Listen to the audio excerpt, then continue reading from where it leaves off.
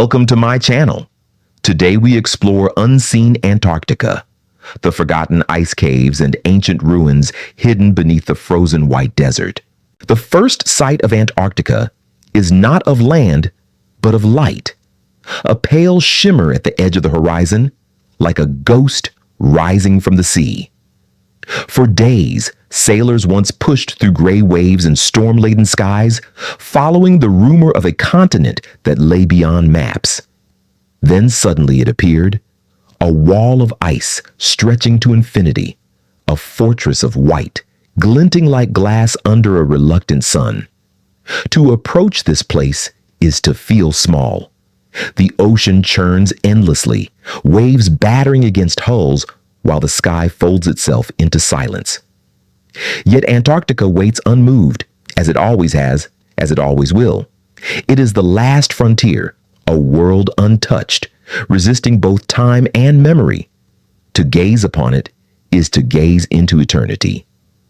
The first explorers who set foot upon this frozen shore described it as both magnificent and cruel.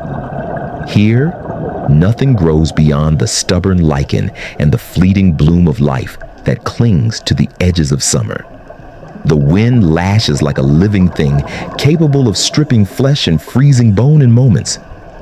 Still, they came, driven by curiosity, by ambition, by an almost spiritual hunger to see what lay hidden beneath the endless white.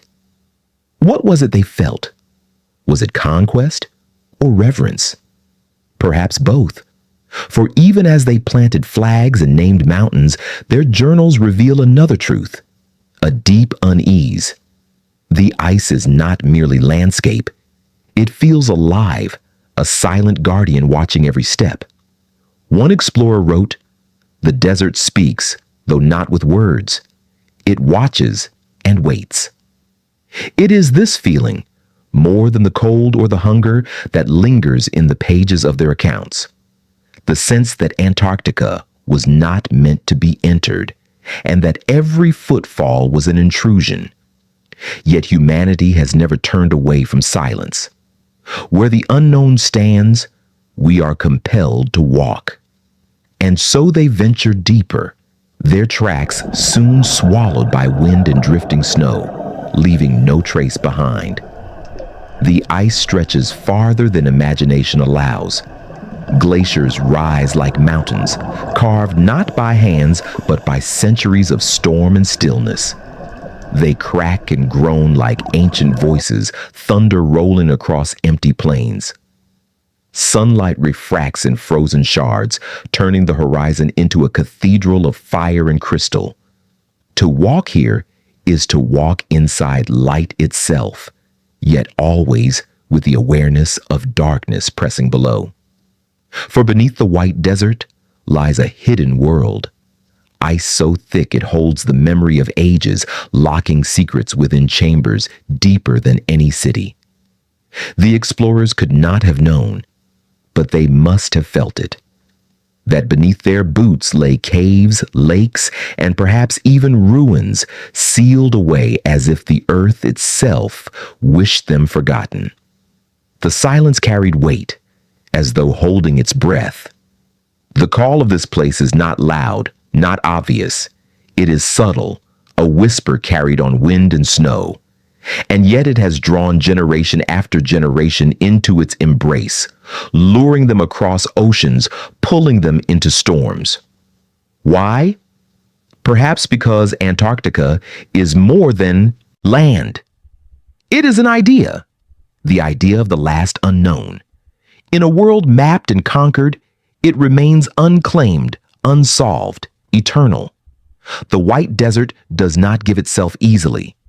Every expedition faced the same trials: ships frozen into ice, rations dwindling, frostbitten hands reaching for survival.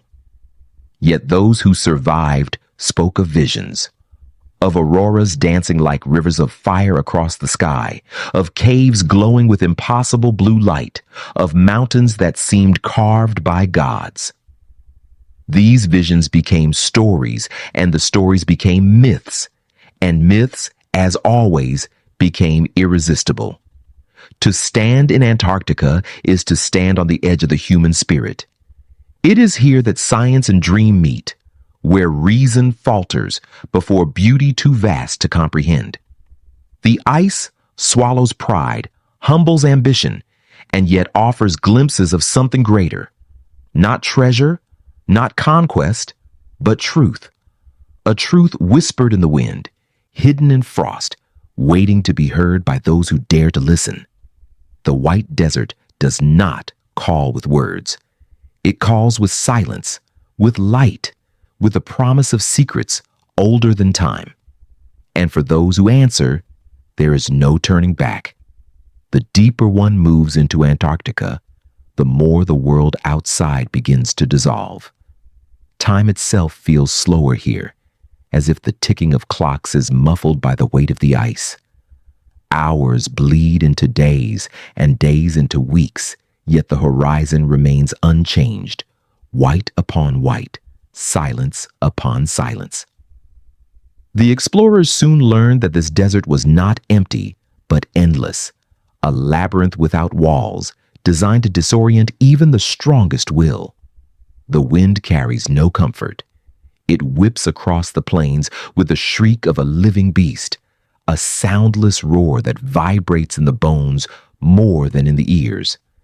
The air is so dry it steals the moisture from breath before it leaves the lips. Each inhalation burns cold. Each exhalation vanishes instantly, swallowed by the freezing void. To walk here is to feel oneself dissolve into the landscape, a figure reduced to dust before the might of eternity. And yet, within that desolation lies beauty beyond comprehension. Imagine a horizon bathed in pale gold, the sun barely rising before sinking again, painting shadows across an ocean of ice. Imagine towers of frozen crystal catching light like stained glass windows in some forgotten cathedral. Imagine a silence so profound that even thought feels loud, as if every whisper of the mind echoes across the plains. Those who first chronicled this world were torn between terror and awe. They spoke of mirages shimmering in the distance, of mountains that appeared and disappeared like phantoms. Some swore they saw shapes moving across the ice, silhouettes too far to identify, vanishing as quickly as they appeared. Skeptics dismissed these as tricks of light, illusions born from fatigue and cold.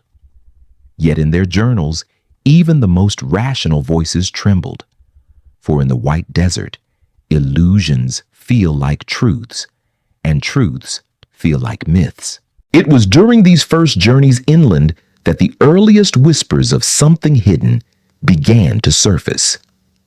Explorers recorded strange hollows beneath the snow, caverns opening suddenly in the earth, revealing chambers of blue light. Some were shallow, no more than shadows beneath ice, but others seemed vast, descending into darkness without end.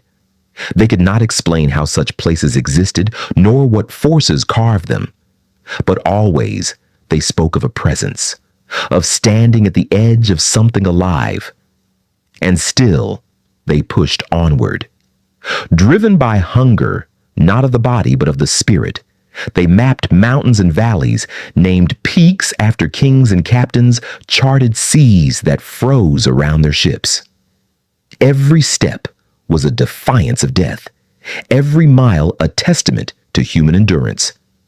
Yet beneath the triumph, a question lingered. What was it they were really chasing? Was it knowledge, or was it something far older? The primal need to uncover what the earth itself had chosen to hide? Night in Antarctica does not fall gently. It swallows the land whole, draping it in a darkness so complete that even stars seem distant, reluctant. And in that darkness, stories grew. Around the campfires and inside frozen tents, men whispered of sounds beneath the ice, echoes that did not match their own movements, as if something stirred in chambers far below. They spoke of shadows gliding across the snow, of walls of ice that pulsed faintly with light. These were dismissed as the fancies of weary minds, but the fear was real. The ice had a voice, and it was not silent. To outsiders, Antarctica might appear barren, devoid of history. But those who listened felt otherwise. They sensed the weight of centuries pressing beneath their feet, as though the continent was not merely land, but memory. Every gust of wind carried whispers of something long lost. Every crack of shifting ice resounded like the groan of buried ruins. This was no empty wilderness. It was a vault, a frozen library in which the oldest stories of Earth had been sealed away. And perhaps it was that truth, unspoken yet undeniable, that drew them farther still. For Antarctica was not just the end of the world. It was a threshold, a gateway between what is known and what is hidden, between what has been and what will be. To cross that threshold was to abandon certainty, to surrender to the unknown. And once entered, there could be no return. The first great expeditions into Antarctica were not voyages of comfort, but battles against inevitability. Wooden ships groaned under the weight of encroaching ice, their masts creaking like bones under strain. Storms howled across the Southern Ocean, waves rising like liquid mountains, hurling men and timber alike into chaos. Many believed the White Continent was guarded, that no human should pass its gates without sacrifice. And so, sacrifice came. Men clung to ropes slick with salt and frost, their breath frozen on their beards, their eyes stung blind by wind. They endured weeks trapped in darkness, waiting as the ocean turned to stone around them. Their ships were locked in by floes that shifted and pressed with crushing force, timbers splitting under the weight. Some crews abandoned their vessels, staggering across the ice in search of salvation. Others vanished entirely, swallowed by storms so complete that no trace was ever found. And yet, the survivors spoke not only of terror, but of visions. They described nights when the skies erupted into auroras, rivers of green and violet fire swirling above the frozen sea. They spoke of horizons painted in crimson as the sun lingered like a dying ember, illuminating peaks of ice that shimmered as if lit from within. Even in their suffering, they could not turn away from the majesty. They wrote of it with trembling hands, as if capturing not fact, but dream. For in Antarctica, beauty and brutality are bound together. The same wind that sculpts cathedrals of ice can strip life in minutes. The same silence that invites awe can crush the soul with its weight. Those who endured found themselves changed. Some returned with haunted eyes, speaking of landscapes too immense to belong to this earth. Others never spoke again, as if their voices had been left behind, frozen into the plains. It was in these journeys that the myths deepened. Whispers of places that should not exist began to spread. Vast caves glowing with blue fire, valleys warm beneath the ice, ruins protruding from snow like broken teeth. Most dismissed such tales as hallucinations born of exhaustion and frostbite. Yet the stories persisted, carried from ship to shore, from one expedition to the next. Could so many men, across decades, imagine the same impossible wonders? Or had they glimpsed truths too great to confess?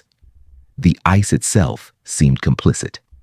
Glaciers groaned and split without warning, opening chasms that swallowed entire sledges whole. Strange formations appeared overnight, towers of frozen spires rising like the remains of forgotten palaces. And always, the explorers felt watched, not by beasts, for none roamed here, but by the continent itself. They described Antarctica as if it were not land, but a presence, vast and indifferent, regarding them with silent patience. What compelled them to continue when so many perished? Was it glory, the promise of names etched on maps? Was it science, the pursuit of knowledge buried in frost?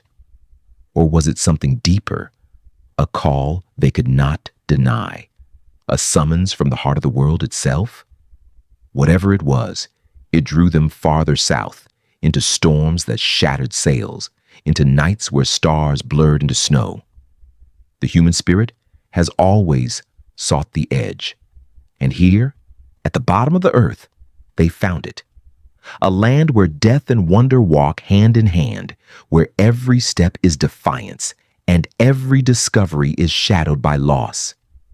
To explore Antarctica was to gamble with fate, and fate seldom played kindly. Yet for each life lost, another came to take its place, as if the continent demanded offerings in exchange for revelation. By the close of the 19th century, Antarctica had become legend. Not merely a place on maps, but a proving ground for the soul. The white desert was no longer the unknown edge of Earth. It was the mirror of human will, testing the very limits of endurance. And within that mirror, the shadows of myth began to stir more clearly, whispering of secrets waiting beneath the veil of ice. The farther the explorers pressed into Antarctica, the more the land revealed fragments of its hidden soul. In the stillness between storms, they stumbled upon hollows in the ice that seemed to breathe with light. Caverns opened suddenly beneath their feet, vast blue chambers where walls glowed as though lit from within.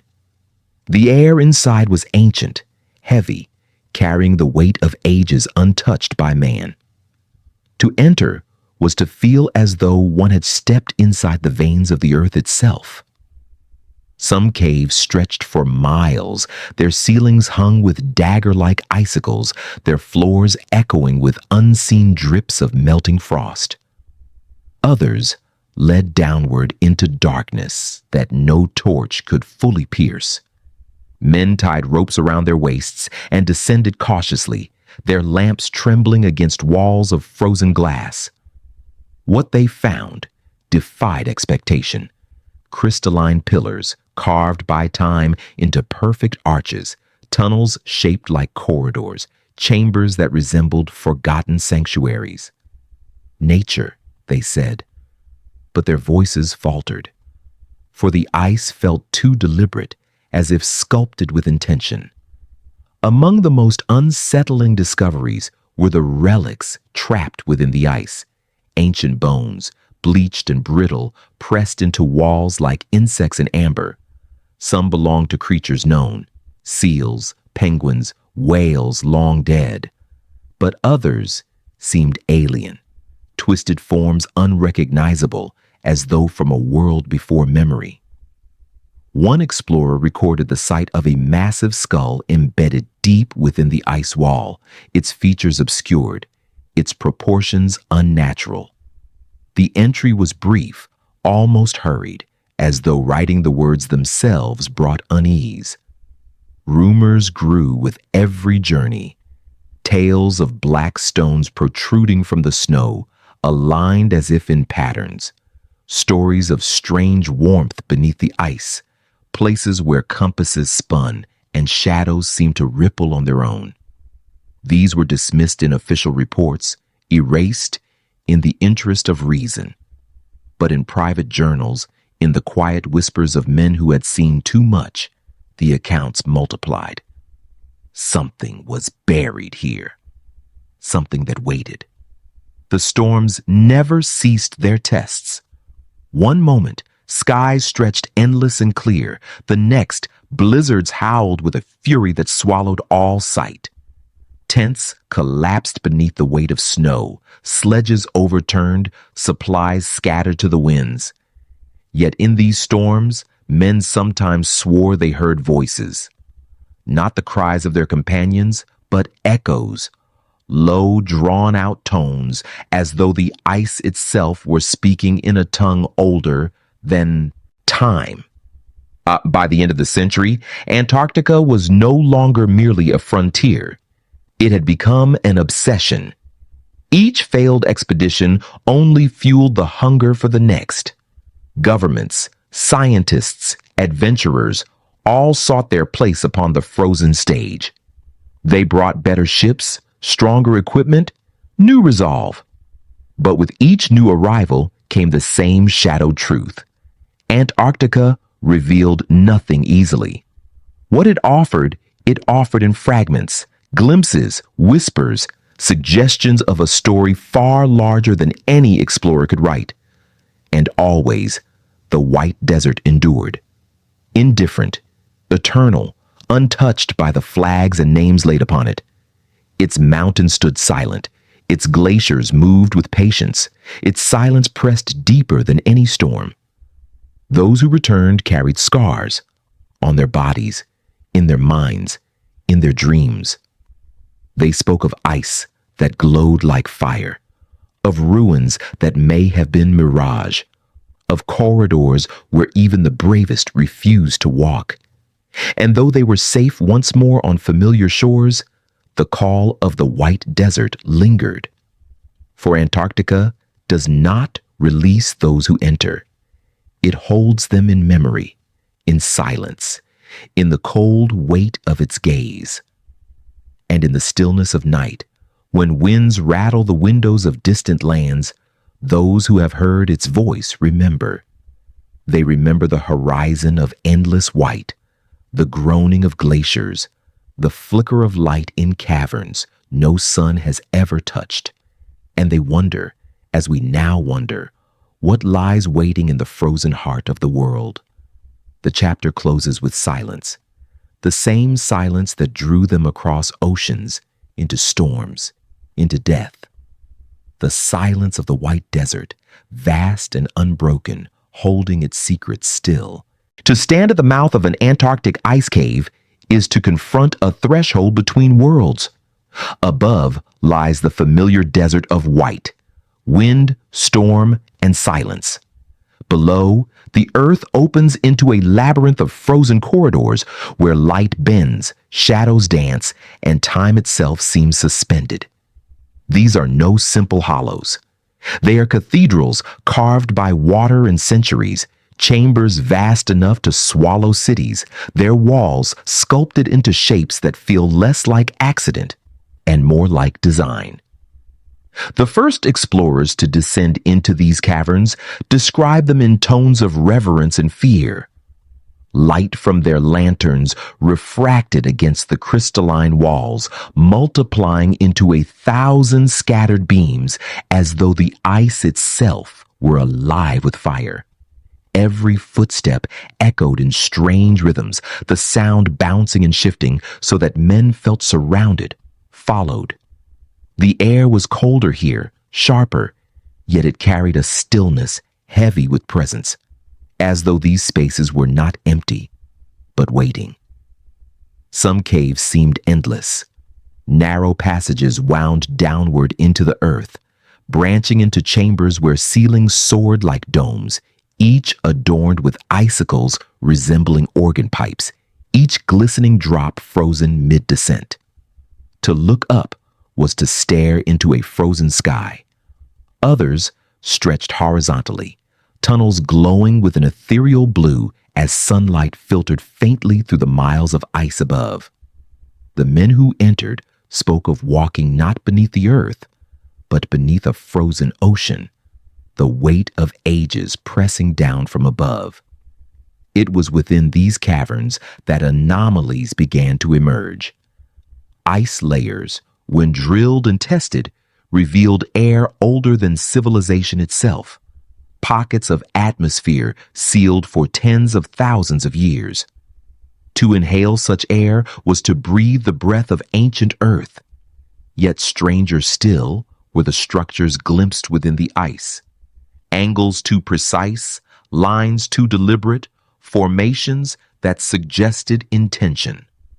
Some dismissed them as natural coincidence, the art of geology and water. But others whispered of architecture, of the possibility that these were not simply caves, but ruins preserved in frost. There were tales of explorers lowering ropes into bottomless pits, their lights vanishing into depths no one could measure. Some swore that faint sounds echoed upward, the distant drip of water, the shifting of unseen stone, or voices carried from far below. More unsettling still were accounts of warmth. Certain caverns, though entombed in ice, radiated a strange, unnatural heat. Instruments recorded higher temperatures, and in rare cases, melted pools glimmered in defiance of the cold. To stand in such a place was to feel caught between fire and frost, between life and death. The deeper the explorers went, the stronger the sense of intrusion grew. Men reported sensations of being watched, though no living creature stirred. Their lamps flickered without cause, their compasses faltered, needles spinning wildly. And in the silence, they sometimes felt vibrations beneath their boots, as though something vast shifted in the dark below. Fear drove many back to the surface, unwilling to tempt fate. But a few pressed further, compelled by a hunger they could not name. What were these caves? Natural wonders sculpted by time and tide?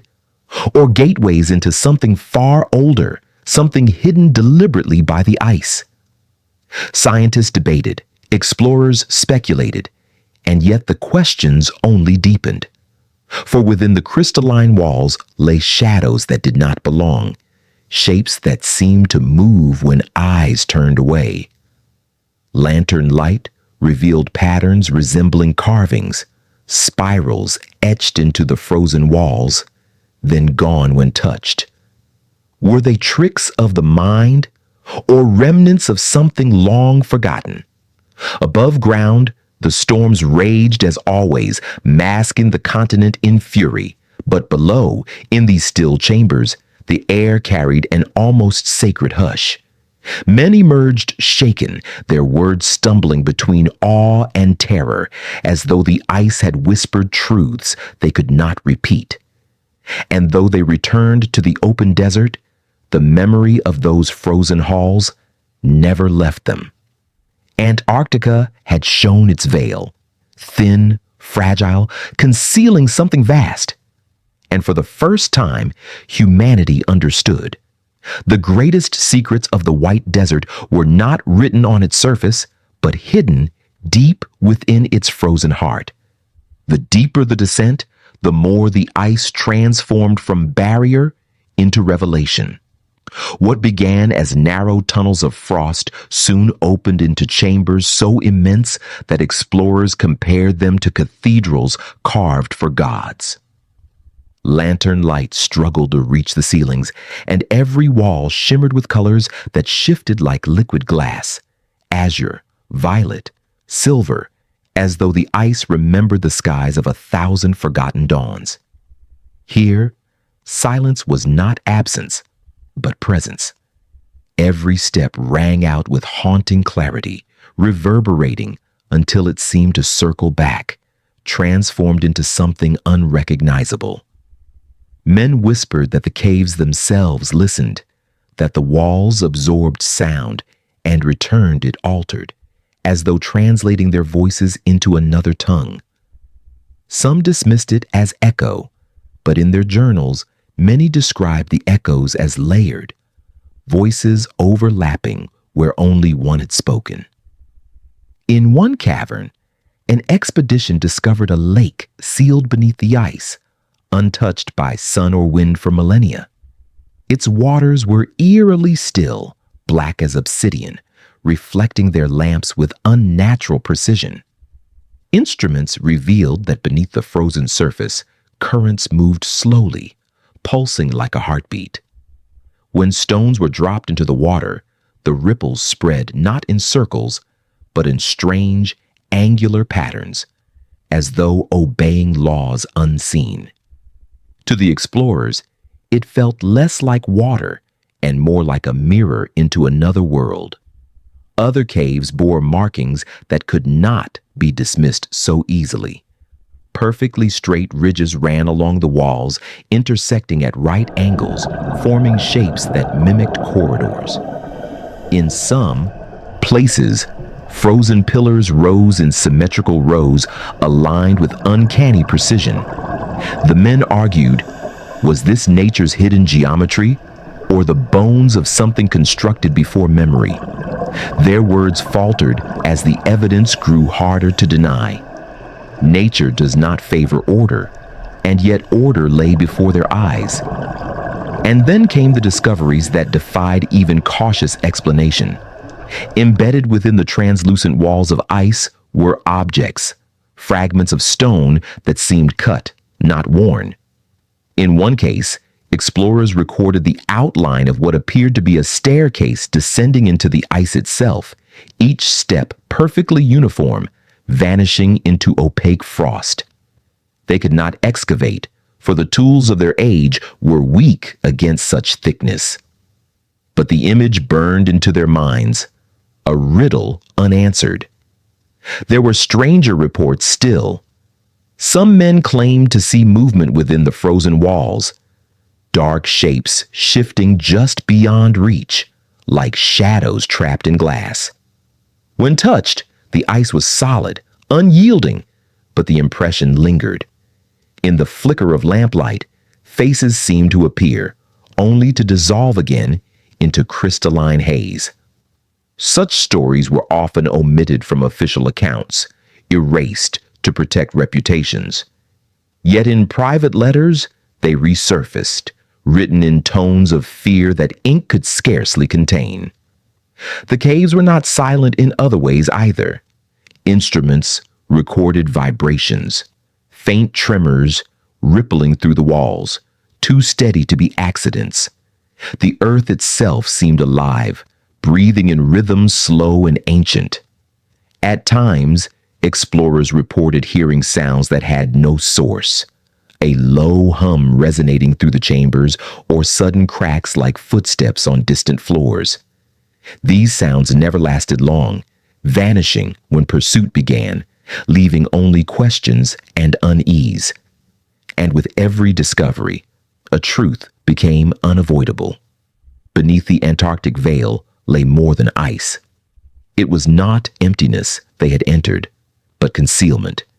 These caverns were guardians, not accidents, vaults of frozen glass preserving something the world was not meant to forget. Those who emerged into daylight again were forever altered. Their eyes carried both wonder and dread. Their words faltered when pressed. Some returned home and never spoke of the caves again, their silence louder than confession. Others became consumed, returning to the ice in search of what lay deeper still. And always the veil waited, patient, unbroken, daring them to lift it further. For Antarctica reveals itself only in fragments, and each fragment only deepens the mystery. Deeper still, the caves betrayed the illusion of endless cold. In places where ice should have ruled in silence, warmth bled through the walls. Instruments marked sudden rises in temperature, pockets of heat inexplicable in a land defined by frost. Steam drifted from fissures in the cavern floors, curling into the air like the breath of some slumbering giant. Men removed their gloves, feeling dampness on stone. That should have been frozen solid. Some describe the sensation as unsettling, like touching the skin of a living thing. Geologists argued volcanic activity. Subglacial mountains, hidden vents, the unseen fires of Earth pressing against their prison of ice. But the explorers felt something different. The warmth did not flicker like fire. It pulsed, rhythmic, intentional, like a heartbeat buried deep beneath their feet. One journal spoke plainly. It feels as though the ice is alive. It moves with us. It listens. The deeper chambers glowed with their own strange light. Not the steady blue refracted from above, but a dim phosphorescence radiating from certain walls as if veins of frozen stone carried an inner fire. When touched, the glow intensified, spreading outward before fading back into shadow. The men recoiled, unable to explain what they had witnessed. One insisted it was mineral reaction. Another whispered it was a warning. It was here, among the glowing walls, that evidence of something more deliberate began to appear. At first, it was subtle. Stones embedded in ice that bore sharp edges, patterns too symmetrical to be natural. Then more brazen, a slab of rock, smooth and polished, protruding from a cavern wall as if frozen mid-construction. Even in the flicker of lamps, the surface gleamed, untouched by erosion, unmarked by age.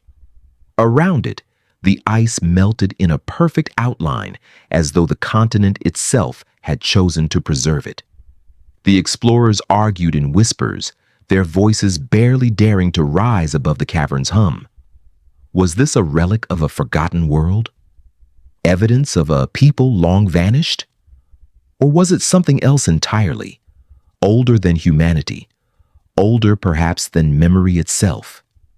Each man clutched at reason, but reason faltered in the glow of those chambers. Stories spread of staircases glimpsed beneath layers of ice, of carved pillars aligned with mathematical precision. One crew spoke of a circular chamber whose walls bore spiral patterns etched deep into the frozen rock. When their lamps shone upon it, the spirals seemed to shift, pulling the eye inward as if into a vortex. Some men grew dizzy, stumbling backward, refusing to look again. The pattern was unlike anything they had seen. Not art, not nature, but something between, as though meaning itself had been carved into stone. And still, the warmth persisted. Pools of liquid water collected on the cavern floor, rippling, though no air stirred. When pebbles were dropped, they sank with unnatural slowness, as if the water resisted intrusion. One explorer described seeing the reflection of the group not as they were, but distorted, taller, thinner, their faces elongated, their shadows out of sync. He refused to return after that day, convinced that the cavern had shown them not a reflection, but a future.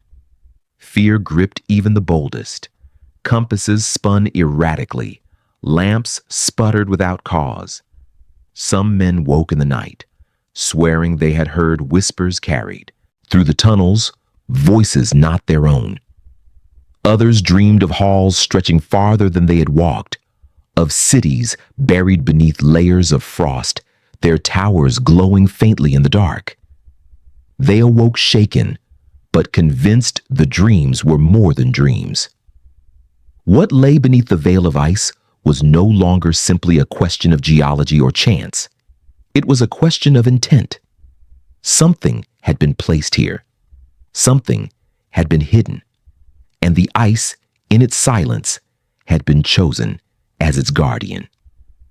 When the explorers finally resurfaced, staggering back into the blinding daylight, they carried with them not triumph, but unease. The caves had shown them wonders, yes, but also shadows. They had not uncovered answers. They had uncovered questions so vast that no single mind could hold them. And in that realization, fear grew. For if such things could be buried here, beneath the white desert, what else might the earth conceal? The caves did not release their visitors gently. The deeper they wandered, the stronger the sense grew that they had crossed into a place that was not theirs to enter. Each step felt trespass, each echo a reminder that they were guests beneath a ceiling of ice older than civilization itself. One evening, While camped inside a cavern whose walls glowed faintly with shifting blue light, several men reported hearing footsteps.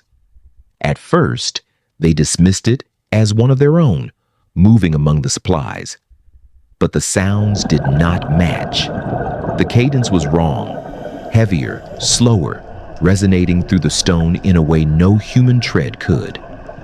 When they searched, they found nothing. The noise returned later that night, pacing along the walls as they lay awake, staring into the dark. No tracks were left behind. No explanation offered itself. Only the certainty that something unseen had moved in the shadows. Others told of flickers at the edge of vision, shapes tall and indistinct, silhouettes rippling against the translucent ice. They never appeared directly, only when eyes were averted, dissolving when confronted. Exhaustion, some said. Trick of light. But exhaustion does not leave matching accounts in separate journals written by men who dared not read each other's words before confessing their own. Even the instruments betrayed them. Compasses spun in wild arcs as though the Earth's very poles shifted beneath the cavern floors. Watches slowed inexplicably, minutes dragging into hours while lantern flames flickered without draft. Time itself seemed unsettled here, stretching thin within the frozen corridors. A few explorers spoke of walking for what felt like hours, only to find they had circled back in minutes. Space and time bent strangely beneath the veil. And then there were the voices. Faint at first, like wind seeping through cracks, then stronger, rising and falling in tones almost melodic. Not words, at least none they could understand, but rhythm, cadence, intonation, a language of ice and echo. One man swore he heard his own name carried through the cavern, whispered from no mouth. He collapsed to his knees, shaken, begging to leave at once. His companions dragged him to the surface days later, his mind fractured, his eyes haunted. He never returned to Antarctica. The deeper they pressed, the heavier the presence grew. It was not hostility they felt, but vigilance, as though the ice itself were aware of their intrusion. Every shadow, every groan of shifting glaciers, every pulse of warmth from hidden vents carried the weight of eyes unseen. The caverns were alive in ways no map could capture, no science could explain. And yet, the explorers could not turn away. For with fear came fascination. They stood before walls of ice where strange geometric patterns seemed etched. Spirals, circles, intersecting lines. They traced the grooves with gloved fingers, finding edges too sharp, too deliberate to be chance. At night, when they closed their eyes, those patterns burned behind their lids, imprinting themselves like symbols upon memory. One journal ends with a line more unsettling than any other. "We are not the first here." No further explanation followed. The pages stopped, the account unfinished, as if the words themselves had been enough to silence the pen. When at last the explorers emerged back into the open air, they stumbled into a blizzard that erased all tracks behind them. It was as though the continent had sealed the door, closing the veil once more. They carried their notes, their sketches, their fears, but no proof strong enough to silence skepticism. To the outside world, their tales were exaggerated fictions, the ramblings of frostbitten minds. But among themselves, the silence spoke volumes. For those who had walked beneath the veil of ice knew the truth. Antarctica was no wilderness alone. It was a keeper, a guardian of something vast, something buried, something the world was not meant to see. And in that realization, they also understood. The caves had not shown them everything. What they had seen was only a glimpse, a fragment, a doorway left ajar. Beyond it, deeper still, lay the secrets that waited, sealed in darkness, patient as eternity itself. The veil remained, and behind it, the shadows stirred. The veil of ice had offered only glimpses, fragments of a hidden truth. But as explorers pressed further into the white desert, the whispers of impossible ruins grew louder, heavier, impossible to dismiss. Antarctica was no longer seen only as a wilderness of storm and silence. It had become a vault, a frozen library where remnants of something far older than mankind lay encased in frost. At first, it was small things. Stones arranged in unnatural patterns, their edges sharp, their faces polished smooth, shards of what seemed like tools, fragments of obsidian and granite, found where no quarry existed. Skeptics insisted these were carried by glaciers, dragged from mountains thousands of miles away. Yet the alignments were precise, too ordered for accident. It was as though the ice had preserved pieces of a forgotten architecture, scattering them like bones across its surface. And then came the greater discoveries. Expeditions reported walls of stone protruding from the snow, dark against the white, aligned at perfect angles to the horizon. Some rose only a few feet, jagged remnants swallowed by ice. Others stretched in broken lines, foundations of something vast, their full form hidden beneath centuries of drift. To stand before such a wall in the heart of the frozen desert was to feel the weight of impossibility. What hand had placed it here, in a land no human should have touched until recent centuries? The journals of these explorers read less like science, more like confession. They describe awe mingled with dread, the sensation of trespassing among the remains of a world erased from history. One account speaks of a lone obelisk jutting from the snow, its surface engraved with lines that spiraled like constellations. Another mentions stone steps descending into the ice, vanishing into a glacier that swallowed them whole. The men could not dig, could not follow. The tools of their age were no match for the continent's grip, but the sight remained etched in memory, a promise that something vast lay hidden below. The ruins were never consistent, never predictable. Some appeared in places already mapped, where no sign had been seen before. Others seemed to shift, glimpsed only in certain seasons, revealed when the sun struck the ice at a particular angle. The landscape itself seemed complicit, hiding and revealing as it pleased, allowing only fragments of truth to emerge. It was as though the white desert chose who would see and who would pass by blind. Legends grew quickly, feeding on these fragments. Tales of an ancient civilization that had walked the polar lands before the world froze. Of cities built from black stone, towers reaching towards skies unbroken by storm. Some whispered of survivors who fled north, carrying knowledge that seeded the myths of distant cultures. Others claimed the ruins were not human at all, but the work of something older, stranger, whose shadow lingered in the frozen corridors of ice. Yet for every whisper, there was also denial. The official reports downplayed the ruins, dismissing them as illusions, exaggerations, errors in judgment.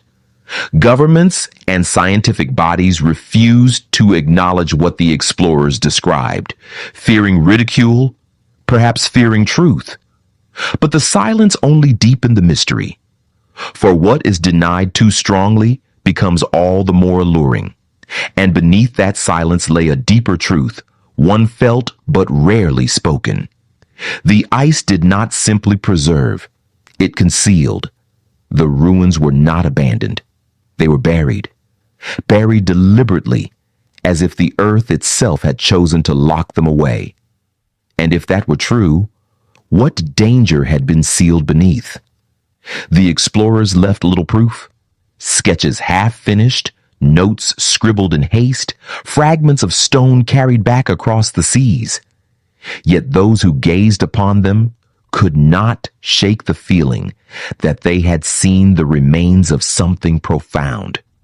Something that, if revealed fully, would rewrite the story of humanity itself. But the ruins were patient. They had waited through centuries of silence, through storms and shifting ice. And as the 20th century dawned, they would wait no longer. For the frost was beginning to crack, and what slept beneath the white desert stirred once more. The deeper the explorers pressed into the frozen continent, the more undeniable the evidence became. What began as scattered stones and curious alignments soon revealed itself in forms too deliberate to ignore. Entire walls emerged from beneath the ice, their lines too straight, their angles too precise. They were not jagged outcroppings of mountain, not the fractured play of geology, but structures. They stood in defiance of nature, and yet were buried in one of Earth's most desolate places. One expedition recorded the discovery of a staircase. It rose only a few steps before disappearing beneath layers of snow, its stone edges worn but unmistakable. Each step was identical in height and breadth, carved with symmetry that even erosion could not erase. The men who stood before it were struck silent. The ice clung to its surface like a shroud, as though it resisted their gaze. They attempted to dig, but the glacier's grip was merciless, swallowing each effort as quickly as it began. In the end, they left the staircase half revealed, half concealed, a fragment of something far greater. Further south, another team described encountering a formation of pillars, 10 in number, arranged in a perfect circle, each rising several feet from the snow. The explorers debated whether they had stumbled upon a natural basalt column, some frozen quirk of volcanic stone. But when they measured, the precision was staggering. Each pillar was equidistant from the center. Each leaned inward at the same angle, as though once supporting a structure now long gone. Even in ruin, the design spoke of intention, of hands guided by knowledge beyond coincidence. It was not only stone that stirred suspicion. In the ice itself, shapes appeared that seemed carved rather than formed. Spirals and lines etched across frozen walls, glowing faintly when caught by sunlight. Some believed these were natural cracks, patterns of stress within the glacier. Others insisted they were inscriptions, markings that had endured through ages, waiting to be read. No one could decipher them, but all agreed they felt less like accident and more like language. Artifacts, too, began to emerge. Fragments of worked metal, corroded but distinct, recovered from beneath layers of frost. A shard of obsidian, sharpened to an edge, buried far from any volcanic source. A piece of pottery, cracked and incomplete, its surface painted with patterns no culture could claim. Each discovery was dismissed in official accounts as contamination, errors of collection, or outright fabrication. But for those who held them, the weight was undeniable. They were not of this age, not of this place. And yet here they lay, entombed in Antarctica's frozen silence. The explorers themselves struggled to reconcile what they saw. Their journals oscillated between awe and fear, between certainty and denial. Some wrote of being overwhelmed by reverence, as though standing in the ruins of a forgotten cathedral. Others confessed nightmares, visions of cities beneath the ice, towers collapsing in slow silence, shadows moving among frozen streets. These dreams haunted them long after they left, blurring the line between memory and imagination. But the greatest fear came not from the ruins themselves, but from what they suggested. If stone walls and staircases lay buried beneath Antarctica's glaciers, then history as it was known had been shattered. Human civilization, according to accepted truth, could not have touched this land until recent centuries. And yet here were remnants of builders, architects, storytellers, their creations swallowed in frost. If they existed, who were they?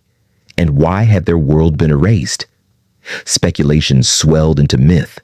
Some spoke of Atlantis, its lost empire buried not beneath waves, but beneath ice. Others imagined a race older than humanity, beings who walked the earth in ages beyond record. A few dared to suggest something darker, that the ruins were not the remains of the past, but warnings, monuments left behind by forces who knew what would come. The frost kept its silence. The ruins revealed only enough to ignite wonder and dread, never enough to resolve them. And so the explorers departed, their minds heavy, their journals inked with questions that had no answer. They left behind fragments of stone and whispers of cities unseen, but the white desert endured, concealing what it chose, protecting secrets too great for daylight. The ruins in the frost were not illusions, they were truths buried by time, half revealed, half denied, reminding mankind of how little it truly knows. And the more the ice yielded, the more it became clear. These were not the last discoveries. They were only the beginning. The ruins were not the only treasures the frost concealed. In the frozen walls, preserved as though time itself had surrendered, lay fragments of life. Bones, bleached and brittle, sealed within translucent ice like relics in crystal. Some were familiar, the skeletons of seals, birds, and whales from ages long past, but others defied recognition. Shapes that did not match any catalog of life, proportions strange and alien, skulls with angles that mocked the known order of creation. One team wrote of finding a ribcage far larger than any mammal of its kind, embedded in a glacier that stretched for miles. The bones were fused in unnatural ways, as if belonging to no creature Earth had ever recorded. The discovery was hushed, described only in private notes, for the men feared ridicule, or worse, the burden of having glimpsed something humanity was not meant to know. In other caverns, explorers encountered remains not of beasts, but of what seemed disturbingly human. A jawbone, its teeth flattened in ways inconsistent with diet. A hand, or something like it, elongated, its fingers stretched too long, too thin to be our own. Were these evolutionary anomalies, or echoes of a people forgotten, a lineage swallowed by ice before the rise of history? No answer came, only silence, and the oppressive weight of the frozen walls pressing closer. Artifacts accompanied the bones. Fragments of carved stone tools lying beside remains as though buried with intention. In one place, a spear point of obsidian was discovered, embedded in the rib of a massive creature, now extinct. The wound had frozen mid-battle, preserved for eternity. In another, clay vessels, shattered yet distinct, lay sealed beneath layers of ice. Their designs were intricate, spirals and symbols repeating with mathematical rhythm. No culture of recorded antiquity could claim them, and yet here they were, in a land no human was thought to have reached. The deeper the explorers ventured, the more their journals blurred into visions. Men spoke of dreams that did not feel like dreams, of standing in vast cities beneath auroras that painted the skies with fire, of hearing chants in languages they had never learned, echoing against walls of stone and ice. When they awoke, they found their hands trembling, their minds convinced they had glimpsed the memories of another age, an age preserved within the ruins themselves. What unnerved them most was not what they saw, but what they felt. The ruins carried a gravity, a sense of will. It was as if the stones themselves remembered, as though every wall and every artifact hummed with echoes of lives once lived. To walk among them was to be observed, not by eyes of the present, but by shadows of the past. The men felt judged, weighed, measured against standards they could not comprehend. Some described it as reverence, others as fear. When fragments of these relics were carried back to the world beyond Antarctica, they were often dismissed. Museums labeled them misidentified. Scientists cataloged them as geological oddities. Governments buried them in archives. But the explorers who carried them knew the truth. They had touched stone carved by hands long vanished. They had seen bones that rewrote the boundaries of possibility. Their silence in public was not denial, but protection. For what power might be unleashed if the world admitted such things lay beneath the ice? And yet, the ruins remained restless. Storms shifted glaciers, revealing new fragments. Mountains split, uncovering walls hidden for centuries. Each year, Antarctica offered glimpses, never more than fragments, never less than enough to remind humanity that its past was incomplete. The white desert was no wasteland. It was a tomb, a museum, a warning. The ruins in the frost spoke of civilizations erased, lives forgotten, and histories buried deliberately. But the question burned hotter with each discovery. Were they buried by chance, by ice and storm, or were they buried by design? The ruins were never silent. Though no voice called from their shattered stones, the air itself seemed charged, vibrating with a resonance that stirred unease in every man who lingered.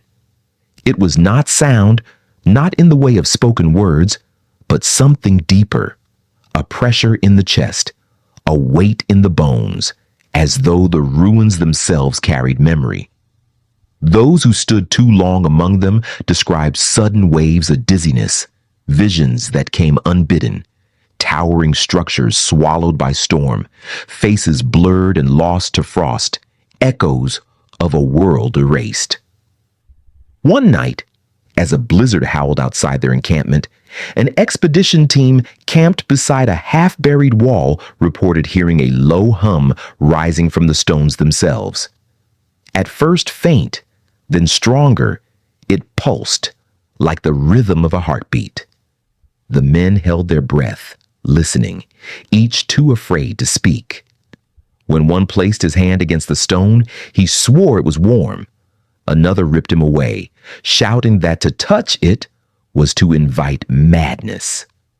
The hum faded with the storm, but the silence it left behind was heavier still.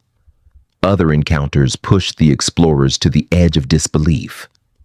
A group uncovered a chamber, its entrance half choked with ice, where the floor was paved in stone tiles, each one carved with intricate spirals, each aligned perfectly to the others.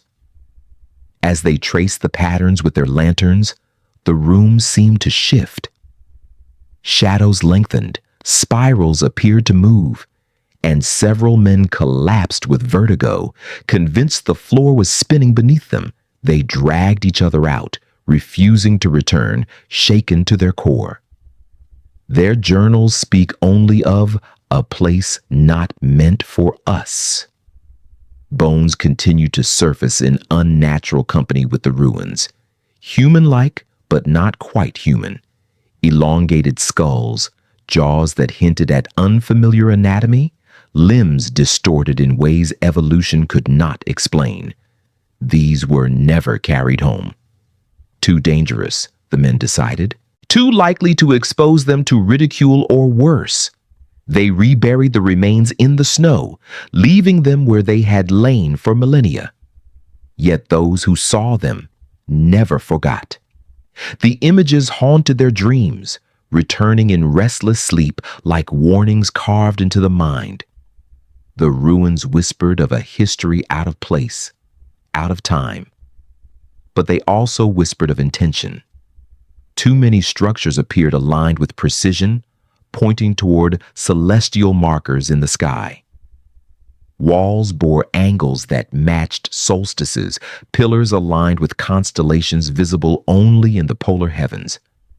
This was not random. Whoever had built them had understood the stars. Whoever had built them had meant to leave something behind. And so the question deepened.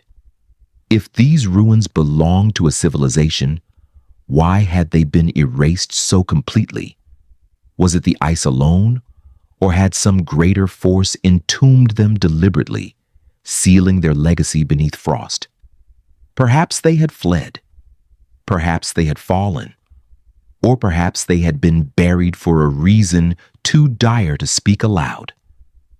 The men who left these ruins behind carried more than notes and sketches. They carried a dread that clung to them for life. Some grew silent, refusing to recount what they had seen. Others obsessed, returning to Antarctica again and again, unable to release the pull of what waited beneath the snow. None returned unchanged. The ruins had marked them, carved themselves into their spirits like the spirals etched into stone. When their accounts reached the wider world, they were dismissed, edited, sanitized.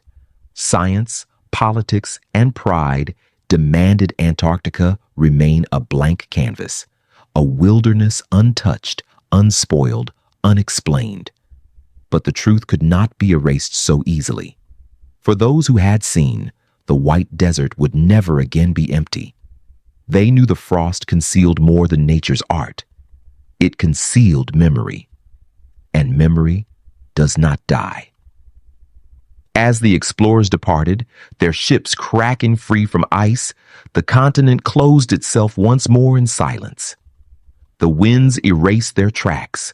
The snow sealed the ruins again, as though protecting them from curious eyes.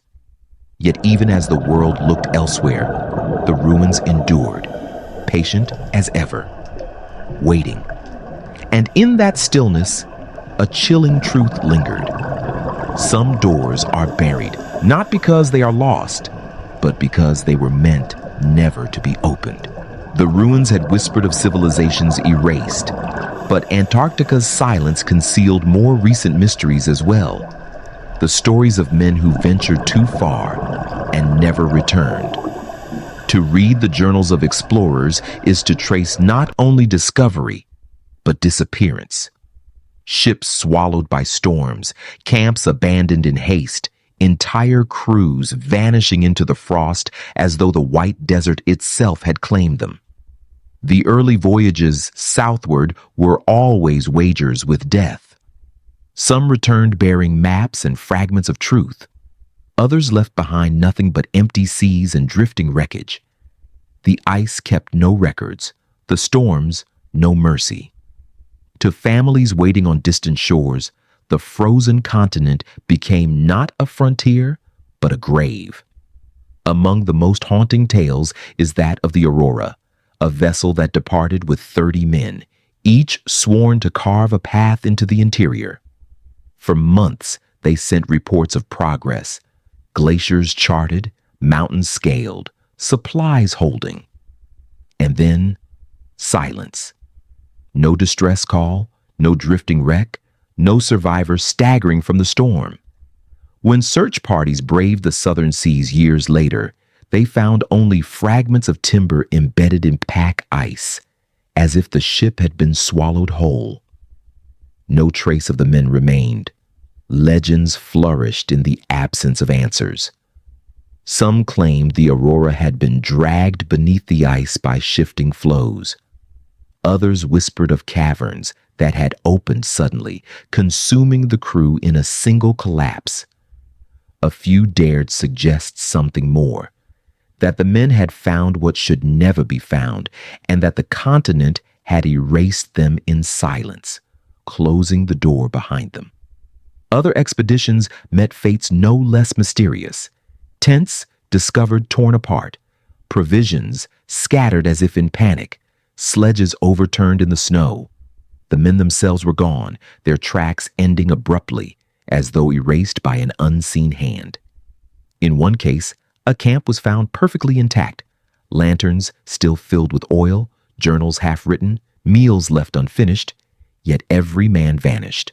No bodies, no footprints leading away, only silence, only emptiness.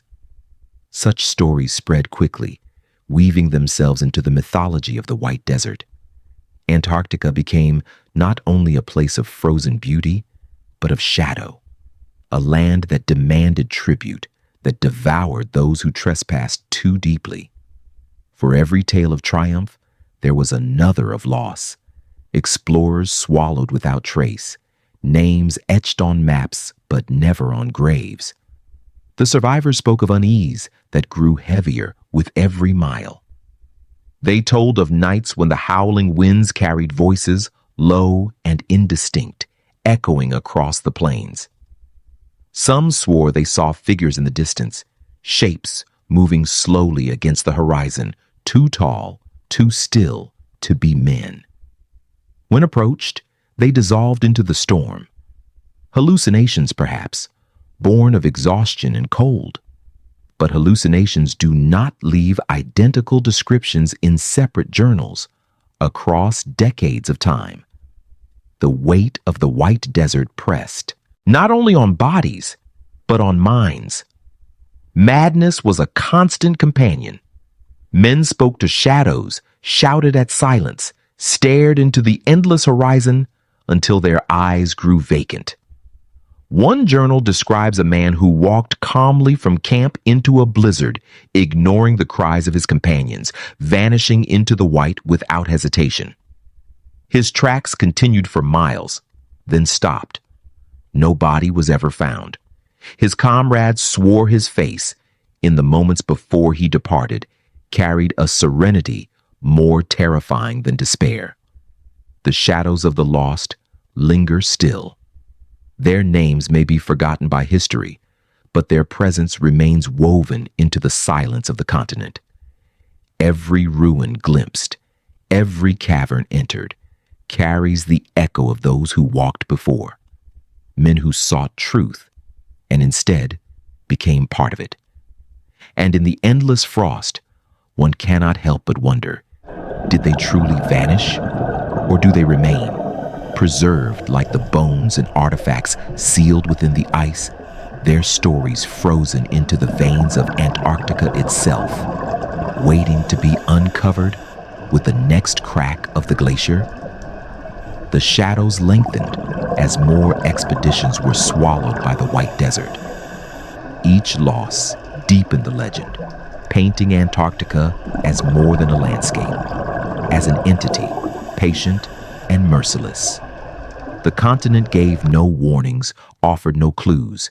It simply erased, leaving silence where voices had once echoed. One of the most chilling tales belongs to the crew of the Endurance. Though history records their eventual survival against impossible odds, the ice gave them no mercy. Their ship was trapped, crushed slowly by floes that closed like jaws. For weeks, the men listened to the groaning timbers, each crack sounding like a scream. When the ship finally shattered, swallowed whole, they stood helpless as years of preparation vanished beneath the sea. Though they escaped with their lives, they carried in their eyes the terror of having watched a vessel die. Some later confessed that the silence after the ship's collapse was worse than the sound of its destruction. Not all were so fortunate. The Isolde set sail with optimism, its captain boasting of superior equipment, modern design, a crew hardened for the South. Yet pride could not shield them. Reports ceased after only 2 months. Years later, whalers stumbled upon a lifeboat adrift near the ice, empty, its oars intact. Inside lay a journal, its pages warped with seawater, its final entries scrawled with trembling hand. We hear them at night. The ice is not empty. The handwriting ended abruptly. The rest of the book left blank. Others vanished more quietly. Camps discovered half buried in snow told stories of panic frozen in place.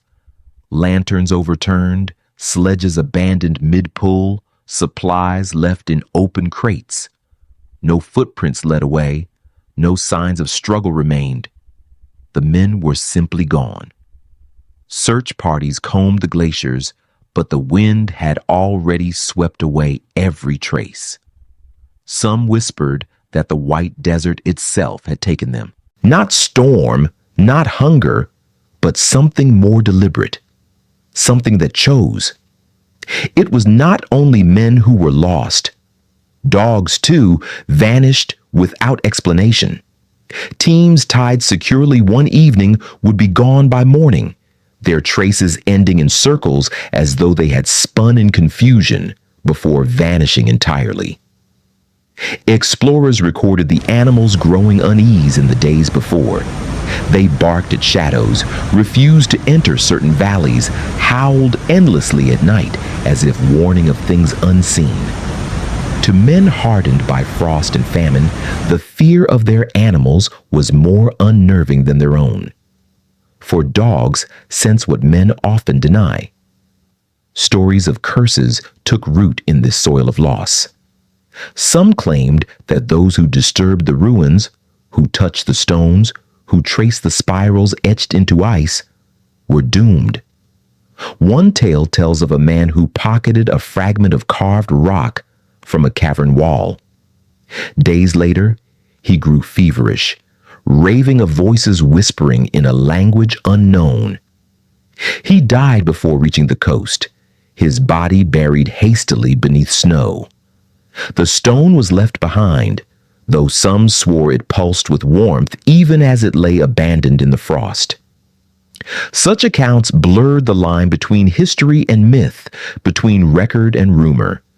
Skeptics dismissed them as exaggerations, born from the exhaustion of men battling storm and starvation. Yet the consistency of the stories troubled even the doubters. Across decades, across expeditions, the same whispers echoed. Footsteps in empty caves, shadows moving in blizzards, voices calling from the ice. Too many to be coincidence, too precise to be imagination alone. And always, there was the silence. When men vanished, it was not with cries, nor with the violence of storm. It was with sudden quiet, as though the white desert swallowed sound itself. Companions turned, and their fellows were simply gone. No farewell, no trace, only absence. That silence became the most haunting presence of all, heavier than storms, darker than the longest polar night. The shadows of the lost still linger in the continent's myths. They are not remembered by monuments, nor honored by graves. They are remembered only in the wind, in the groaning of glaciers, in the dread that settles on every expedition that dares follow their path. For Antarctica is not empty. It remembers, and what it takes, it does not return. The legends of Antarctica grew darker with each tale of those who vanished, feeding on fragments left behind like echoes carried through the ice. Among the most unsettling were the accounts of men who swore they had seen things that should not exist. Visions impossible to reconcile. Glimpses of a reality that slipped between dream and waking. Their words were often written in shaky script, buried in journals never meant for official record. But the shadows they described carried the weight of truth. One story tells of a survey team who followed a crack in the ice into a narrow valley. The air was unnaturally still, the wind absent, the silence heavy as stone. As they moved deeper, they claimed to see towers rising in the distance, faint, translucent, like mirages painted in frost. The closer they walked, the taller the shapes became, until they seemed like the skeletons of a city, spires shimmering against the horizon. But when they approached, the towers dissolved, vanishing like smoke. What they found instead was a field of shattered ice, each block arranged as though fallen from some vast and deliberate height. Their notes end abruptly, their handwriting jagged, the last line reading, "They were real before they disappeared." None of those men returned from the journey. Another account, whispered by sailors who skirted the pack ice, spoke of a ship glimpsed in the distance, drifting between floes. At first, they believed it to be a whaler lost in the storm, but as they drew nearer, unease settled over the crew. The vessel was ancient in design, its masts splintered, its sails frozen into ragged shreds. No crew moved on deck. Through their telescopes, they saw the hull scarred with deep gouges, as though clawed by something enormous. Yet when they tried to follow, the ship dissolved into fog. For hours they searched, but the sea returned to emptiness. Only later did they learn that others had seen the same phantom vessel in different years, in different seas, always drifting, always silent, always vanishing. More chilling still were the stories of men who heard voices not of companions, but of the dead. In one journal, an explorer describes waking in his tent to the sound of his mother's voice calling his name. He stumbled into the snow, following the sound, only to find himself standing before a fissure that opened into darkness. The voice grew louder, more insistent, until a companion dragged him back, saving him from falling into the abyss. The next day, he refused to leave camp, staring into the distance as though listening still. Weeks later, during a blizzard, he disappeared, his tracks leading toward the same fissure. Such tales of illusion, of phantoms, of voices that lured men to their deaths became woven into the lore of the White Desert. Were they madness, born from exhaustion and frostbite? Or were they something older, the shadows of those already claimed reaching out for the living? Whatever the answer, the fear spread. Men began to distrust the silence, to mistrust even their own senses. The wind itself became suspect, the snow a veil that concealed not emptiness, but presence. And always, there were the ruins. In the shadow of half-buried walls, in the glow of spiral carvings traced in ice, men felt the strongest pull of dread. Some believed the ruins carried memory, that the stones themselves reached into the mind, planting visions that unraveled sanity. Others whispered of curses, of ancient guardians whose task was to ensure that what was buried remained so. By the early 20th century, Antarctica's reputation was clear. It was not only a frontier of science and discovery, but of shadows and loss. Expeditions no longer entered blindly. They entered knowing they might never return, knowing that the continent demanded something in exchange for each step taken. And still, they came. For within the danger lay the promise of revelation, the belief that in the ruins, in the shadows, in the silence, the greatest truths waited. But as history would show, those truths rarely revealed themselves without a cost. The darkest tales of Antarctica are not those of storms or hunger, but of vanishings that defy all reason. Storms can be understood. Hunger can be explained. But how does one explain the men who stepped into silence and never returned, leaving behind no trace but the lingering weight of unease? One such account comes from the early 1900s, when a party of 5 set out from their camp to chart a glacier ridge only a mile away. They carried supplies for a day's journey, their tracks clear in the snow behind them. Hours passed, then a day. When searchers followed, the trail remained sharp until it reached the ridge and stopped. No tracks leading onward, no signs of retreat. The snow was undisturbed, smooth as glass, as though the men had stepped across a threshold and vanished from the world. Their tents, their journals, their belongings remained untouched. Their absence was absolute. Another expedition reported a figure on the horizon, moving with deliberate slowness against the wind. At first, they believed it to be one of their own who had strayed from camp. But as they drew closer, the figure seemed taller, broader, its proportions wrong. It stopped at the crest of a hill and turned, though its face could not be seen. The men froze, suddenly paralyzed by a fear they could not explain. In the next moment, a whiteout swept over them, snow swallowing all sight. When the storm cleared, the figure was gone, leaving no tracks, no indentation in the snow, only the memory of eyes that none of them could describe, yet all swore they felt. Even more unsettling are the accounts of those who returned, but not entirely. Some survivors staggered back from journeys where their companions had vanished, their faces hollow, their eyes unfocused.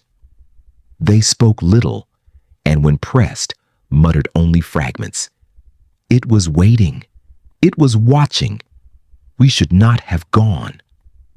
A few lived on in silence, never again setting foot on ice. Others descended into madness, haunted by visions of shapes shifting in the frost, of cities glowing faintly beneath the snow, of voices whispering promises that turned to screams.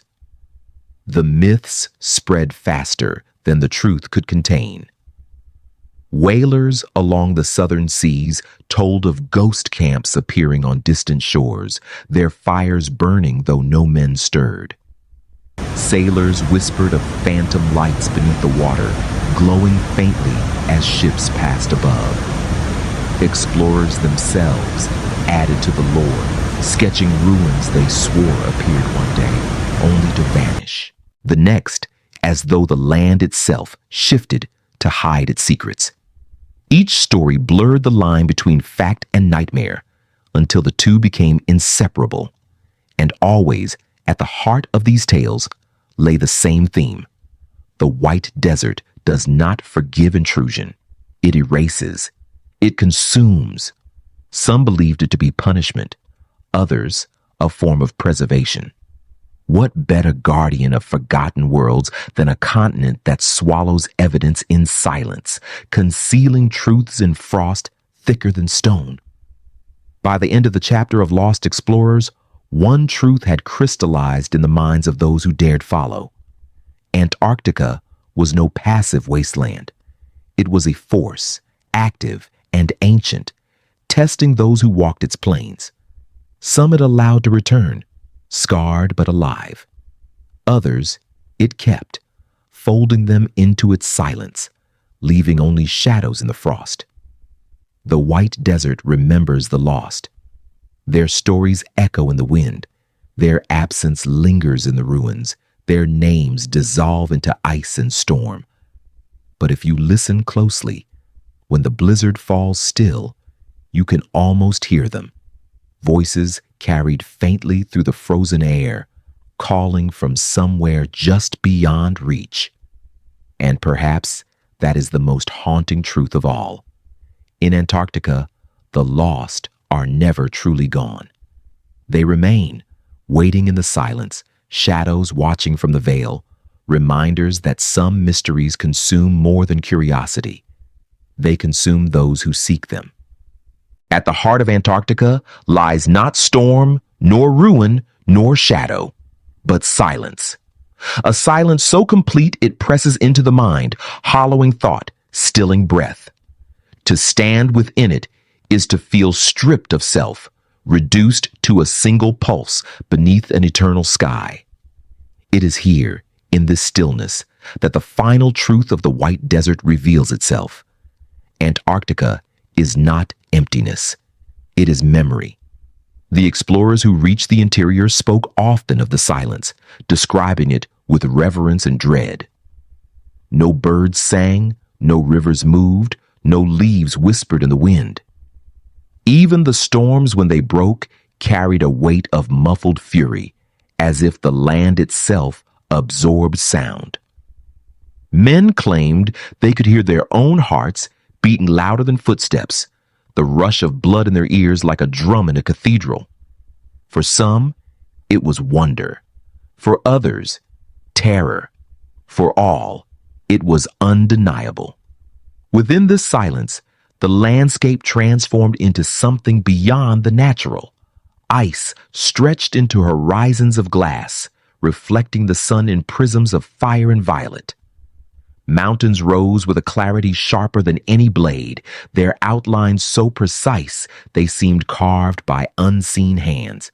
The very air shimmered with purity, stripped of dust, untouched by time. To gaze upon it was to see the world before the world, a vision of creation unspoiled. Yet the silence turned even beauty into burden. Too vast, too pure, too empty. The deeper they traveled, the more the silence grew alive. Some men swore they heard tones beneath it, low vibrations like the hum of buried instruments. Not sound, but resonance, as though the ice itself thrummed with secrets too deep for words. They felt it in their bones, in their teeth, in the marrow of their being. It was not absence, but presence. Not void, but voice. A voice too vast to be understood. At times the silence broke without warning. A glacier would groan, cracking with a thunder that shook the plains. Icebergs would calve from cliffs, crashing into the sea with echoes that seemed to travel forever. These eruptions reminded them that the land was not dead, but alive, breathing in rhythms older than humanity. Yet even these violent sounds dissolved quickly, devoured by the stillness, leaving the desert once more untouched, eternal. It was in this silence that explorers found themselves haunted most deeply. They wrote of standing on ridges, gazing across endless plains, and feeling as though they were being watched by something vast, unseen, eternal. Not malevolent, not kind, simply aware. The silence was the gaze of the continent itself, heavy with patience, unblinking. Some men fell to their knees, overcome with awe, whispering prayers to gods they had forgotten. Others fled, desperate to hear even the simplest noise, the comfort of human voices, the bark of a dog, the crackle of fire. For in silence that deep, the mind begins to fracture. It hears echoes that are not there, shapes thoughts into voices, conjures presences from shadows. Yet, silence was also revelation. For within it, men realized truths too great to ignore. That human history was brief, fragile, fleeting. That civilizations, ruins, bones, all were swallowed in time, erased in ice, their voices silenced. And that Antarctica itself was not merely land, but witness. It had seen the rise and fall of ages, the birth and death of worlds. It held them still, frozen within its depths, waiting for those who dared to listen. The eternal silence of Antarctica is not emptiness. It is a mirror reflecting the fragility of life, the arrogance of conquest, the inevitability of forgetting. To enter it is to see oneself reduced to dust, a fleeting whisper in a cathedral of eternity. And so the explorers wrote of awe that broke their voices, of terror that stilled their pens. For in silence that vast words fail. Only presence remains. Only memory endures. Only the eternal gaze of the white desert, watching, waiting, holding its secrets still. The silence of Antarctica was not a void, but a weight, a presence that pressed into every step, every breath, every thought. For the explorers who endured it, the stillness became unbearable and yet impossible to turn away from. They described it as standing in a cathedral without walls, where the very air seemed consecrated, each moment stretched thin beneath the gaze of eternity. In this silence, time dissolved. Hours passed without notice, swallowed by the sameness of horizon and the absence of sound. Men found themselves staring into the distance for what felt like moments, only to discover that entire days had slipped away. Watches ticked faithfully, yet their rhythm felt foreign, mechanical, intrusive against the vast hush of the white desert. Time here did not move as elsewhere. It lingered. It paused. It folded back on itself like the layers of ice pressing beneath their feet. And in that warping of time, visions grew stronger. Shadows lingered too long at the edge of sight, frozen ridges resembling spires, towers, faces. The men knew they were tricks of light, and yet their hearts insisted otherwise.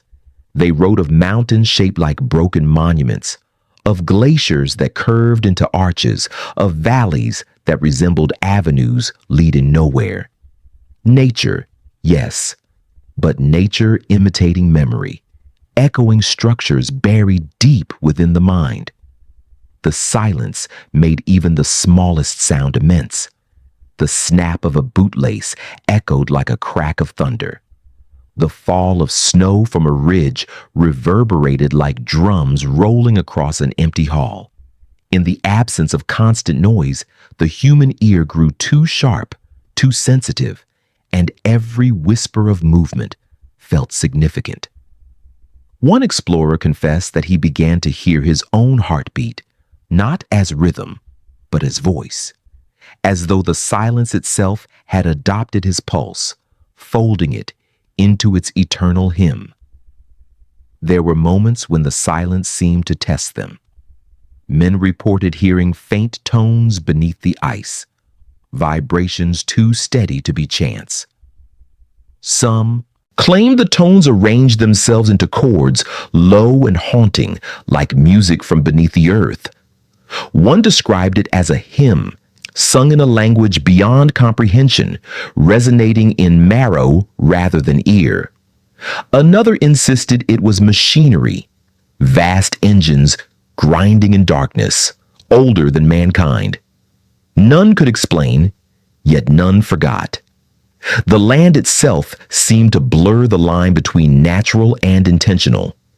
In certain valleys, the arrangement of stone and ice appeared too deliberate, as though the silence had sculpted its own architecture.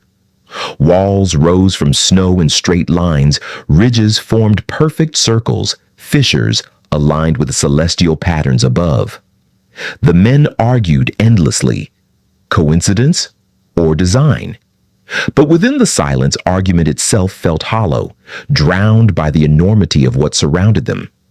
What unnerved them most was not the possibility of ruins or relics, but the sensation of being known. The silence carried awareness. It was as though the continent itself regarded each step, measuring intent, weighing trespass.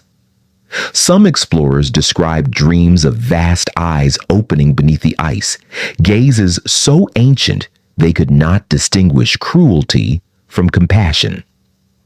Others woke with the conviction that they were not merely observing Antarctica, but being studied by it in return. In the deepest parts of the journey, silence became indistinguishable from memory.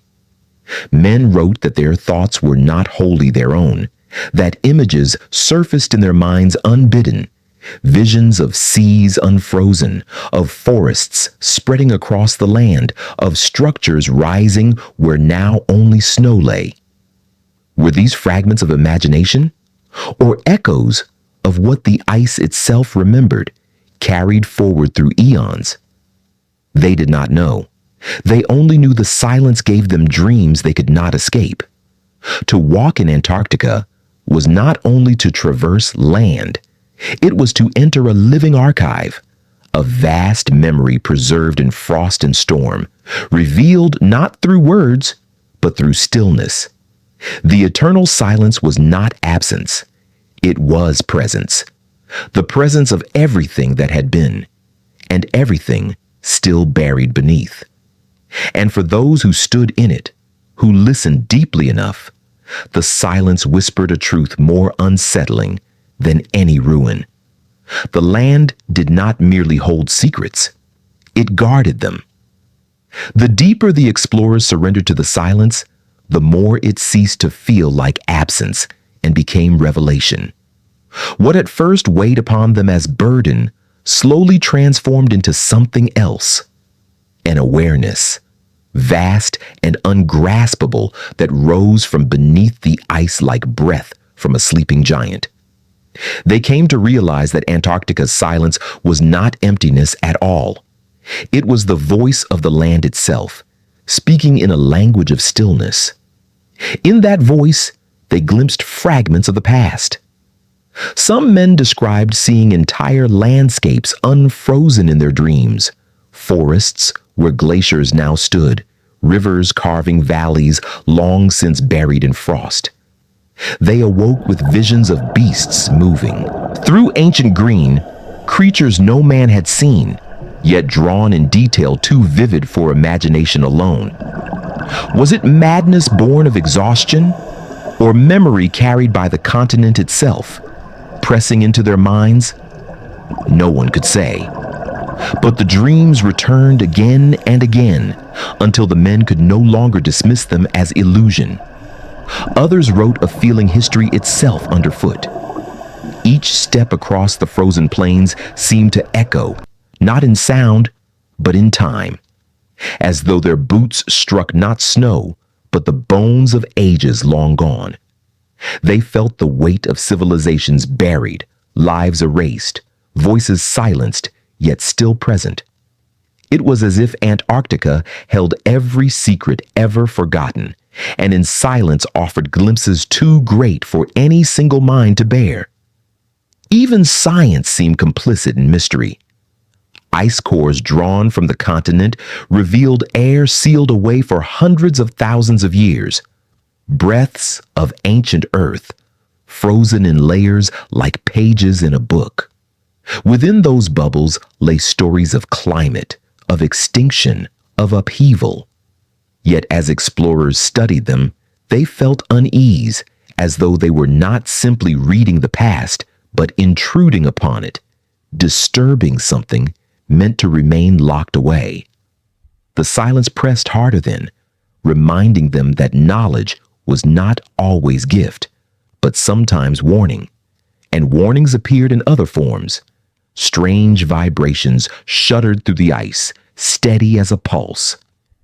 Instruments quivered, their needles twitching without cause. The men spoke of low tones rising from beneath their feet, a hum that seemed to crawl up through bone and skin. Some compared it to music, others to the groaning of machinery buried in eternal sleep. Whatever it was, it felt intentional. It felt alive. One journal tells of an expedition pausing at twilight on a plain of glass-like ice. As the sun dipped, the silence grew so deep that it seemed to bend the air itself. Then, faintly, a chorus rose, not loud, not clear, but resonant, like voices carried on the edge of perception. The men froze, listening, afraid to breathe. The sound grew no louder, but lingered for minutes, pulsing with the rhythm of something vast. When it faded, they remained still, too shaken to speak. One finally whispered, "The land remembers us." In such moments, awe and terror became indistinguishable. For if the silence carried memory, if the land itself was alive with echoes of forgotten ages, then to walk upon it, was to trespass in a tomb. A tomb not of the dead alone, but of entire worlds, sealed away in frost. The men could not decide if they had glimpsed creation or apocalypse, perhaps both. And so the eternal silence became not only a revelation of beauty, but a mirror of fragility. Against it, human voices sounded small, fragile, temporary. Every laugh, every cry, every journal entry became faint scratches against the eternal hush. It humbled them, stripping away pride, forcing recognition of how brief their time was compared to the patience of ice. Yet still, they listened. For within the silence lay the final truth, the truth that drew them farther south than reason allowed. Antarctica did not merely conceal ruins, bones, or secrets of the past. It carried the memory of everything, a cathedral of frozen time, whispering that nothing is ever truly lost, only hidden, waiting in stillness. And as the explorers stood upon that threshold, they realized the silence was not simply eternal. It was endless. The silence of Antarctica does not end. It lingers long after the storms pass, long after the explorers retreat, long after the last ship sails northward into safer seas. For those who have entered it, the silence follows them home, a weight that clings to memory. In crowded cities, they still hear it, not as absence, but as presence, echoing in the still moments between noise. It becomes part of them, etched into their bones, a reminder that they once stood at the edge of eternity. Some never escaped its grasp. They lived their lives with distant eyes, as if part of their spirit had been left behind, wandering the plains of ice. They spoke rarely of what they had seen, not because they forgot, but because words seemed too fragile. How could language capture the immensity of silence that swallowed every voice? How could ink describe the weight of a continent that watched and waited, patient as the centuries themselves? For Antarctica is not only a place, it is a mirror, a cathedral, a tomb. It is where beauty and terror blur, where memory and oblivion entwine. To gaze upon it is to face the truth that all things, cities, empires, lives, are fleeting against the canvas of time. The white desert does not rage against that truth. It preserves it, sealing every fragment in ice, guarding it with silence. And yet, within that silence lies a question, whispered into the marrow of those who dared listen. Why has so much been hidden here? Were the ruins, the bones, the fragments of forgotten lives sealed away by chance or by design? Was the continent chosen as a vault, a keeper of truths too dangerous for memory? Or is Antarctica itself the truth, a living monument to the fragility of existence, showing us what we will all one day become? Echoes, shadows, silence? The explorers could not answer. They could only kneel before the vastness, humbled, their ambitions crushed beneath the immensity of what lay before them. They realized they were not conquerors, not even witnesses. They were intruders, granted only fleeting glimpses of a story too great to be told. And when they left, the silence closed behind them, erasing their footprints, reclaiming its dominion as it always had. Even now, as satellites scan and machines probe, as science pushes deeper into the frozen heart, the silence endures. Data may be gathered, samples may be drilled, yet the essence of Antarctica remains untouched. Technology cannot break the weight of its hush, cannot pierce the presence that lingers in every glacier, every cavern, every storm.